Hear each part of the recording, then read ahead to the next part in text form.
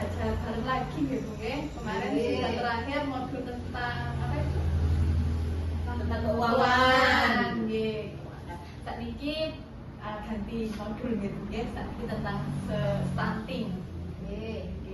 Ibu di sini punya anak semua? Punya. Masih hamil, Bu. Masih ada yang hamil ya. Punya harapan semua untuk anak-anaknya nanti? Ya, pasti. Nah, di sini perumpamannya seperti pohon. Saya berdiri ya, Bu. Nah, perumpamannya ini seperti pohon, Bu. Nah, di sini kita kan masih punya harapan untuk anak kita sampai nanti dewasa gitu. Nah, ini kita untuk mewujudkan harapan harus ada usaha.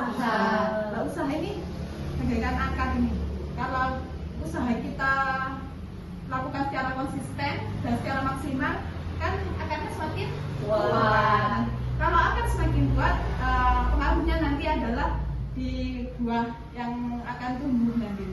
Jadi nanti buahnya akan semakin lebat dan kualitasnya juga bagus. Sama halnya dengan harapannya dengan nanti untuk anaknya dengan ketika usahanya sangat untuk mewujudkan itu bagus, nanti insya Allah hasilnya juga akan maksimal dan bagus sesuai harapan dengan nah, untuk mewujudkan itu kita harus memulai dari anak kita dalam kandungan dan kita memperhatikan tumbuh kembang anak.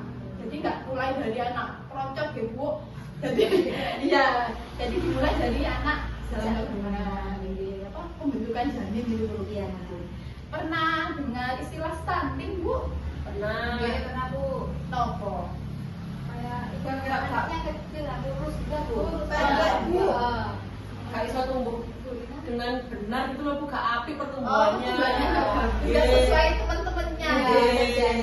Jadi intinya di sini itu stunting itu adalah kondisi anak yang tinggi badannya tidak sesuai dengan usianya, Bu. Jadi nggak sesuai dengan teman-teman sebayanya, mungkin lebih pendek, Bu. Tapi nggak semua yang pendek itu stunting. Itu bisa diperhatikan. Itu biasanya terjadi pada 1000 hari pertama kehidupan. Mulai kapan, Bu? 1000 hari pertama? Kalau kandungan masih hamil. Mahir dengan. Jadi di sini ada ciri-cirinya, Bu, kalau anaknya terindikasi stunting. Yang pertama itu adalah tumbuh kembangnya lambat. Yang kedua wajahnya tampak lebih muda dari seusianya, lebih menyu-menyu, Bu. Yang ketiga berat badan tidak naik, akan jadi cenderung turun. Makanya jangan harus rutin ikut posyandu biar tahu perkembangan anak. Yang keempat, kemampuan fokus dan memori belajarnya tidak baik, jadi nggak fokus kalau belajar. Yang kelima, anak cenderung lebih pendiam. Yang keenam, fase pertumbuhan gigi pada anak lambat. Yang ketujuh, dalam jangka panjang bagi anak perempuan berpotensi telat menstruasi pertama. Jadi mensnya telat dengan teman-teman lainnya. Yang terakhir, ciri-cirinya itu anak lebih mudah terserang atau terinfeksi berbagai penyakit. Gampang sakit ibu ya? Enggak gampang sakit, jadi kena angin sedikit sakit, mau masuk angin gitu.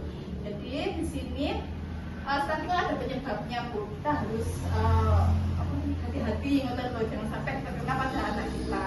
Nah ini penyebabnya ada yang langsung sama yang tidak langsung. Kalau langsung itu contohnya kayak kurang gizi, terus tidak imunisasi, penyakitnya berulang-ulang sering sakit di seluruh panas maneh.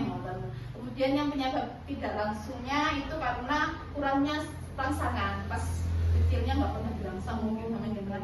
Kemudian perilaku kebersihan pada dirinya atau lingkungan. Nah, itu perlu dia untuk menjaga kebersihan dirinya atau lingkungan. Terus di sini ada juga dampak dari stunting. Ada yang tahu mungkin dampak dari stunting? Kalau anaknya terkena terindikasi stunting akan bagaimana anaknya?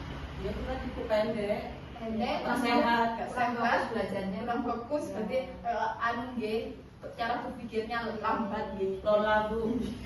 Lola. Jadi di sini dampak dari stunting itu akan gagal tumbuh. Jadi pertumbuhannya kurang, kemudian gagal kembang dan rentan terhadap berbagai penyakit. Jadi cepat terindikasi penyakit gitu, Bu. Kemudian jangka panjangnya kalau terkena stunting itu anak akan mengurangi kualitas generasi penerus bangsa. Jadi kualitas anak nanti keturunannya itu loh kurang kualitasnya. Kemudian di sini ada cara pencegahannya agar nanti anak turunan kita nggak sampai terkena stunting gitu. Yes, alhamdulillah. Jadi di sini yang harus kita perhatikan sebagai orang tua itu harus memperhatikan keluarga dan masyarakat dapat memanfaatkan potensi yang ada. Kemudian stunting dapat dicegah dengan pemberian makanan bergizi seimbang pada masa kehamilan hingga anak umur 2 tahun ya 1000 hari pertama kehidupan. Jadi mulai kandungan dengan harus memperhatikan gizinya agar anaknya nanti terakhir tidak sampai stunting. Untuk menanganinya, kalau ada mungkin tetangga jenengan yang stunting, apa yang harus dilakukan? Dilaporkan ke pihak kesehatan Bu, Katanya ke Bu Bidan, dan ke kader, kalau nggak berani ke bidan ke kader. Jadi ini intinya di sini untuk menanganinya itu tidak ketika terdapat anak stunting itu tidak mengolok-olok gitu, kemudian mengakses rujukan katanya Bu Dina tadi. Paham sampai sini Bu? paham Bu. Jadi ini yang perlu perhatian, dan ini satu lagi Bu, ketika jenengan mempunyai komponen kesehatan hamil atau balita itu dimanfaatkan betul untuk gizinya. Ya, jadi jangan dibuat yang lain ya bantuannya. Ya. Ada pertanyaan sampai sini Bu?